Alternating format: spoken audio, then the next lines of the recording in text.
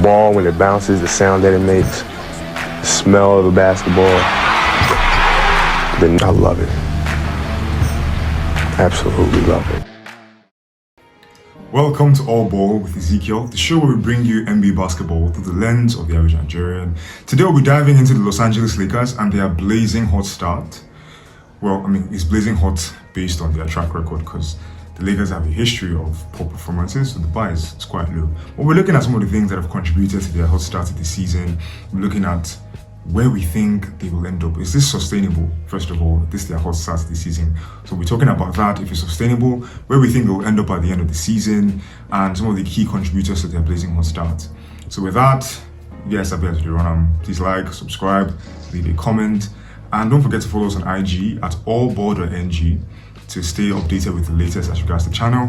We've got a loaded episode for you guys today, so let's get right into it. Funny how I said you guys know how we do it when this is just the third episode. Anyway, hopefully, we have fans already know how we do it. Anyway, Lakers are off to a hot start. Now, like I said, it's hot by Lakers standards because these guys haven't won an open season game in forever. And I kid you not. You know what? Let's do a quick game. I want you guys to guess in the comment section. Write down right now the last season you think the Lakers won their first game of the season. If you guess 2021, you're wrong. But if you guess 2020, you're still wrong. If you guess 2018, you're actually wrong. It was 2017. 2017, meaning throughout LeBron's career with the Lakers, they've never won the first game of the season. Even when they won the championship in 2020, where they had that stacked big man roster, they still lost the first game of the season. So Lakers fans, we don't really know what it's like to win the first game of the season. Not to mention winning your first 3 games, right? Hence the blazing start of the season. Now, of course, it's very impressive when you compare the reality that this Lakers roster is more or less the same as last season's roster, with a few minor changes here and there. We know they added some rookies, but the core players are still the same as last season. Of course, the first key contributor to this is the head coach in JJ Redick. People started to have suspicions about JJ Redick possibly replacing Darvin Ham during this previous offseason, when I think it was even during the playoffs actually, when there were conversations around are they going to continue with Darvin Ham moving forward. And of course we saw that Toba was sacked. And rightfully so, to be honest, because Darvin Ham, for as much as he achieved with the Lakers, leading us to a Western Conference Finals run, it was clear to a lot of Laker Nation that he wasn't the right coach for us. Because there were just certain times in games where we would notice this man wasn't really making the kind of changes that were necessary for us to experience the kind of growth in the team that we wanted. For example, an experience that really went viral. There was a game, I don't recall who the Lakers were playing with, but they were down by some point. You know, the coaches usually have their board where they draw up the play. So they have this board that looks like the court, and they draw up the play for the next possession after the timeout. And this Baba wrote something along the lines of, what did he write? I don't remember what he wrote anymore. Just keep my mind. But he wrote something like maybe get a stop. Something very basic. And I think to myself, like if it was as simple as just get a bucket, you won't have a job, because any Tom and Harry can tell the Lakers squad to get a bucket. There needs to be a plan, an offense, a play that you run that increases the chances of them actually getting that bucket. So there were already challenges, but here comes JJ Redick. He won his first game, and people just went bonkers. Like I said, when it comes to Laker Nation, everything's exaggerated. People just went bonkers. Oh, JJ Redick this, JJ Redick that. Now, there is some validity to it, because if you look at the stats, last season we were atrocious. Our offense was left much to be desired till Darvin Ham. What's crazy is midway through the season, in January, Darvin Ham discovered that the best starting 5 was Anthony Davis, Rui Hachimura, LeBron James, Austin Reeves, D'Lo. And this guy still didn't just make that the official starting 5 consistently. He was still playing around with the roster when it was clear that that starting group was the best offensive group that we had. So of course, JJ came into the season, locking in that starting 5 as the starting 5 that we're using. Of course, people are thinking that maybe when Vando comes back from injury, he might replace Hachimura, because Rui and LeBron sort of play the same role. They have a similar style of play, but when you look at the reality, we don't know when Vando is going to come back. And Vando does bring a lot on the defensive end, but he leaves a lot to be desired on the offensive side of things. So anyway, JJ Redick, last season we finished the 7th seed 8th seed, actually, finished the 8th seed. We managed to lock into the 7th seed when we defeated the Pelicans in the game where Zion went off. But this season, we're 4th in assists. Imagine, Lakers 4th in assists. And of course, that is directly contributed to, or it can be directly attributed to the head coach. One of the things that he has really implemented is a passing, let's say, game plan where there is a lot of, kick here and the kicking out here and there. I mean, there's the viral moment when Bron was hot, 10 straight points, and then it was a swing. In basketball terms, swing is like when one player passes to another player, passes to another player. So a swing, it got to Rui was open, Bron was open. Bron is like, I'm open and I'm hot. Rui's like, okay, that one does not concern me. Right now I'm open. And he took the shot and we overheard the audio. Where am I driving at? JJ Redick has done wonders for the team. Last season, we were 30th in offensive rebounds last season. This season, we're 15th. Last season, we're 19th in turnovers per game. This season, we're 8th. So you can see the drastic difference. And what makes it even more impressive, like I mentioned earlier, is the fact that the starting five is still relatively the same. The only new additions are mostly rookies, with Dalton Connect, Bronny James, and some little players here and there, but the starting five is literally the same as last season. But of course, the head coach can't take all the credit. He has players that he has to coach, and that's where we move into the next players who have played an integral role in the Lakers really starting off hot. So now we look into people like Rui Hachimura, D'Lo, and Austin Reeves. Now, Austin Reeves has been nice. We sort of saw that he was nice. We began to realize how nice he was in 2022 season when he was just having 20-point game after 20-point game, and especially in the playoffs. I think the playoffs really certified that Austin Reeves was a go-to third option, and that was when his stock really rose. And coming into this season, he hasn't lost a step at all. If anything, he's playing even much better. Austin has become such a dependable part of the Lakers offense. His style of play blends seamlessly with LeBron James and Anthony Davis because it doesn't take away the ball from them, but he's able to find his shots in the flow of their offense.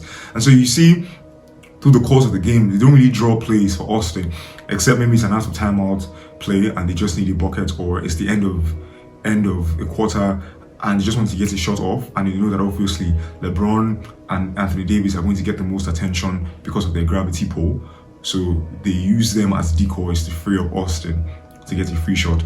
But outside of situations like that, Austin has to find his buckets during the course of the game, and he's able to do so without taking away from LeBron, taking away from Anthony Davis, or taking away even from Hachimura and D'Lo. And it's such a beautiful thing to watch because one of the things that a LeBron-led team always needs is that player who isn't a ball hog, but can still find a way to get his points and be reliable when they're needed, when they're called upon. And Austin Reeves has proven to be that kind of player. But of course, even Rui is currently averaging a career high in scoring.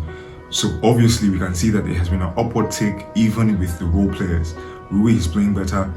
D'Lo is playing much better and much more consistent. But then with D'Lo, the challenge has always been, can he play like this in the playoffs? We know that as a regular season player, D'Lo has always been a nice option to have. He's one of those players that can just go off for 35, 40 points on any given night. But you could count on D'Lo for a consistent, let's say 18 to 23 points per game. But in this season, he has also been consistent since the start of it. And we cannot deny that he has played his own role perfectly alongside Hachimura. Like I said, Hachimura is averaging a career high in scoring. But of course, the top dogs, LeBron James and Anthony Davis. Starting with LeBron James. This is season 21. This guy's been playing basketball longer than some players in the NBA have been alive. To let you know just how long he has been playing. Even been playing to the point where his son is in the league with him. I want you guys to let me know in the comment section, how much longer do you think LeBron is going to be in the league? How many years is he going to spend? Right now he's at 21. He doesn't look like he's slowing down at all.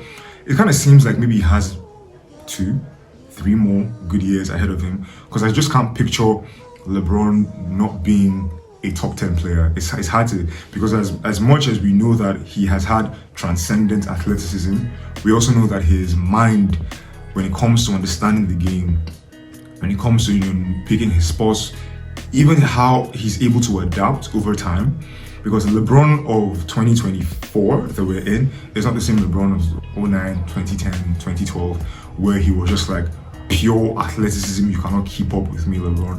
Now we see a lot of picking his spots. We see even an increase in his ability to shoot the ball. So clearly he's on such a different trajectory. Right now, as of today, when I'm recording this podcast, this is the 31st of October, and LeBron is currently averaging 23, 7, and 7 in year 21. That's absolutely ridiculous for anybody. Remove year 21, remove all his past achievements.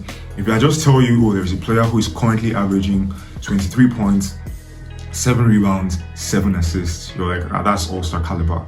And he's doing this in year 21. How many players have even made it to year 21? I mean, we know that by the time Michael Jordan was 39, he was already with the Wizards, and nobody had any expectations. But of course, Bron being Bron, not necessarily carrying the Lakers right now, but playing at the level that he's playing at, nobody's even surprised. And that just lets you know how great he is. For him to be playing the way he's playing, and for people to not really be batting an eye like, oh yeah, it's LeBron. That just lets you know that the standard that he has set for himself is ridiculously high. But of course, I mean, obviously we know that he had the stinker game against the Suns where the scoring streak was broken. But aside that, LeBron has been pretty solid. He recently just added to his triple-double tally with a 30-point triple-double at age 21. This guy just, where does it end? Where does it really end? But I mean, I'd like to know what you guys think. How many years do you think LeBron has left in him, at least a prime Bron play? And now he has his son, and I think that's like the biggest motivation. That's going to be one of the biggest motivations for him, because obviously he's going to want to be the ideal example for Bronny to look up to. So you can believe that he's going to be on his best behavior. I think it was such a brilliant thing that the Lakers did in signing Bronny, because now you have the best. You put a scenario around LeBron where he is going to be motivated to do his best just because his son is in the locker room. So I think the Lakers front office really did a great job signing Bronny. And of course they had to do it for LeBron because he brought a championship for them. They haven't had one since Kobe. In fact, they've been out of the playoffs since Kobe's years. So they really just owed it to him to draft his son. Because I mean, there really wasn't anybody else they could have drafted. Because I mean, they drafted Bronny with like the 55th pick, and nobody really bats an eye about who the 55th pick is. Anyway, now of course we get to the main guy, the top dog, Anthony Davis. What is mind-blowing about Anthony Davis is we've all known that Anthony Davis had this in him. Nobody can deny the talent that he had. I mean, this guy was on the Olympic team fresh out of college, playing with the top dogs. When he came into the league, he was one of those guys that you thought this is definitely going to be the best players alive at some point in time. And we thought that he was on that arc, especially when we got to the 2020 season, where him and Bron were literally just like 1A, 1B, and one could argue that he was about to take the torch from LeBron. But then when we entered the 2021 season, he starts the season out of shape, and we're like, what's going on here? Of course, he inevitably gets injured, and ever since then, it's just been up, down, up, down, up, down, and that has been the typical AD experience. Where, I mean, people like Charles Barkley, not any Charles that I know, Charles Barkley, would call him things like street clothes and things of that nature, because we're just so used to Anthony Davis always being injured. And even when he wasn't injured in the 2021 season, when we thought he was going to come back and just take over, we saw a subpar performance from him, and we're like, what's going on here? You just won the championship. We're expecting LeBron is entering. At that time, I think LeBron was in season 8. It was his 18th season, and entering his 19th. And we're like, this is the time for you to really take the reins and be the guy. And for the longest time, we've all been waiting for the moment when Anthony Davis will be the number one option, because we know that LeBron has so many times said, oh, he can't wait to give AD the keys to the team, but AD hasn't been ready to take those keys. But it finally looks like we are at that point now, because coming into this season, AD, I think it was the first, let me just read this for you guys. Started the season, the first game, 36, 14, and 4 with 3 blocks. So we already knew that, okay. And what's interesting is, even in the preseason, he had already been playing like a beast, right? So we were like, okay, let's see what let's see what this looks like when the season starts. And it starts the game off with 36, 14, and 14. As of today that I'm recording this video, he's currently averaging 32, 12, and 3. I mean, if that's not MVP-like numbers, I don't know what is. This is the first Laker to average 30 points in 3 straight games since Kobe Bryant. And to top it all off, he's the first Laker to also average 30 and 10 through the first games in the season since guess who? Shaquille O'Neal in 01. It was the year before that Shaq won the MVP. Right, so Anthony Davis really has been beasting, playing like the best player in the Los Angeles Lakers. And I think this is, if he keeps this up, because that's one of the things we need to talk about, how sustainable is all that's going on. We know the kind of person JJ Redick is based on his podcast, based on even his career as a player. He was one of those consistent knockdown 3-point shooters. Of course, he never took them in the volume that people are taking them today, and so his 3-point numbers aren't as ridiculous because he wasn't attempting as much. But we know that his accuracy, we know his work ethic, and of course we understand his brilliance, having watched his podcast and heard him speak, heard him talk about the game. Many people can attest to the fact that he is a brilliant basketball mind. I mean, I guess that's one of the things, that's one of the reasons why LeBron would have agreed to do a podcast with him. So we know that JJ Redick is going to do his best, is going to adjust, is going to make the necessary changes in order to remain consistent, in order to keep the Lakers playing their best. So we can sort of count on that from JJ. As regards to role players, we're looking at D'Lo. D'Lo hasn't given us much reason to be confident in him, even in the regular season, because for the longest time we know that D'Lo today can give you 30, tomorrow can give you 10, the next day he's giving you 20, the next day he's giving you 5. That's really the typical D'Lo experience, so we can't really bank on D'Lo. But aside from D'Lo, we know that there are bright spots. There's Dalton Connect. So that guy is a sniper. He just came out. It's funny enough, many agents have argued, many team managers have argued that he shouldn't have fallen as low as he fell. But people were looking at his age coming into the draft because they looked at him as an older player in the draft. And if he's this old in the draft, that means he's already close to his upside. But it's almost like he just landed in the lap of the Lakers and we're like, wow, such a blessing. Because coming into the league, he has the confidence of a veteran. If you see the shots this guy attempts, it makes me happy as a Laker fan to have him on our team, because he's having an instant impact. So he looks like somebody that we would be able to rely on for that, offense, for that for his 3-point shooting as the season continues, because he's obviously a veteran as a rookie. And what I mean by that is he has been playing and he has a mature mind to the game, where he's not coming to the game looking at, oh, this is my team. He understands that there are people before him in the pecking order, and he understands his role and he's comfortable in that role.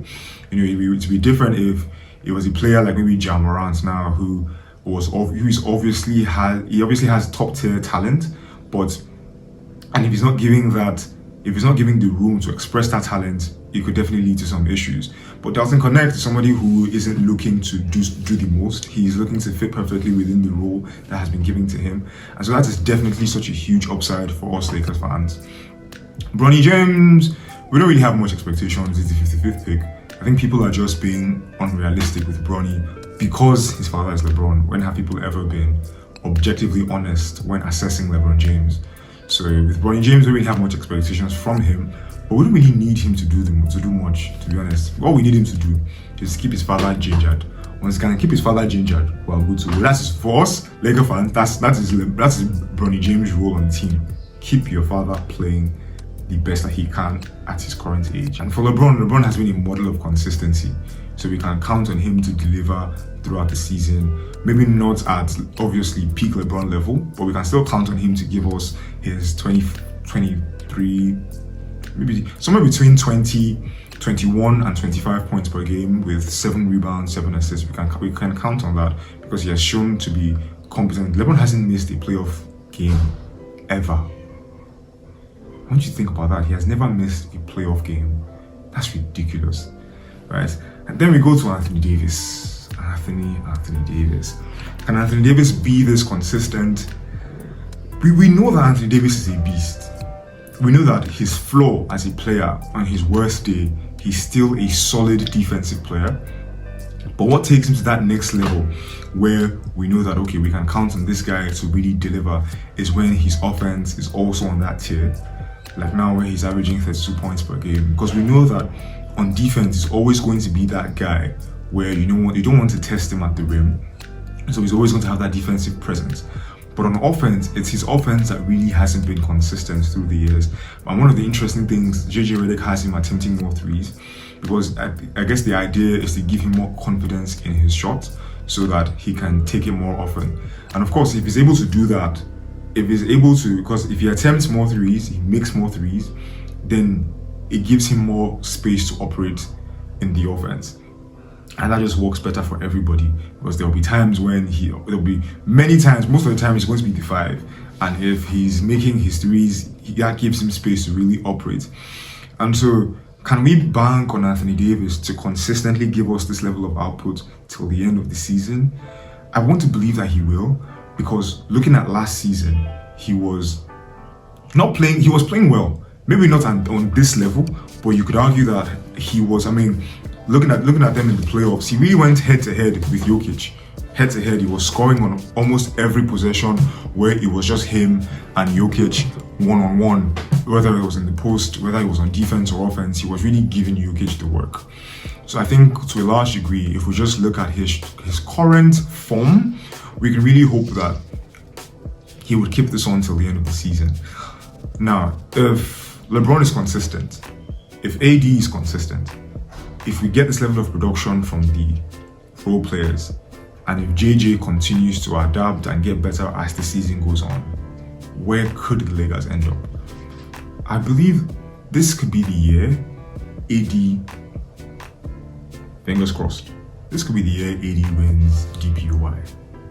Could be the year. Now you're thinking, why not MVP? I believe this year the Lakers will finish as a top 5 seed, which is crazy because we've not finished as a top 5 seed since forever. Like I said at the very beginning of this video, the bar for the Los Angeles Lakers is quite low. But this could be the year where AD is in serious contention for an award, either the MVP title, depending on where the Lakers finish, or at least the DPOY, because one could argue that he deserved it even last year, but the team just never has enough wins for him to get serious consideration. Now, if they play this well, we know that Jokic, Denver in general, isn't as good as they used to be. They've lost Contavious Caldwell-Pope, they've added Westbrook. And what's interesting is, even though I may be laughing, Westbrook has been a great addition to the team. Right? They recently beat the Brooklyn Nets, where almost all the starters were in the 20-point range. And so Westbrook has been a plus, an undeniable plus to the team. But they've lost key pieces, and it has reflected in their win-loss record. Denver, the year they won, for a large part of the season, it looked like, okay, could these guys really do it? Could these guys really do it? We knew Jokic was ascending and had ascended to some point. But as a team, we weren't sure if they could pull it off until they did. And last season, it almost seemed like Denver was inevitable, like nobody could stop them. And they eventually lost to the Timberwolves.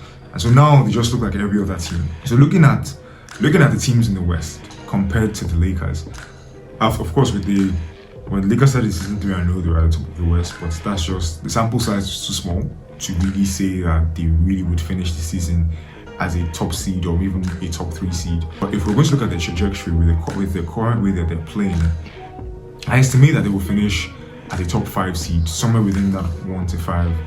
And that's crazy because in the Western Conference, where we have teams like OKC, Timberwolves, the Mavs, and everybody's just on fire. But I do believe that that tandem of LeBron and Anthony Davis with solid coaching and a good bench, because at some point in time, Vando has to come back. And when he does, and he joins people like Gabriel on the bench, he joins Dalton Connect, our bench isn't the best, but it's possible. It's possible if AD really rises to the challenge, and that's what all of this really just falls on.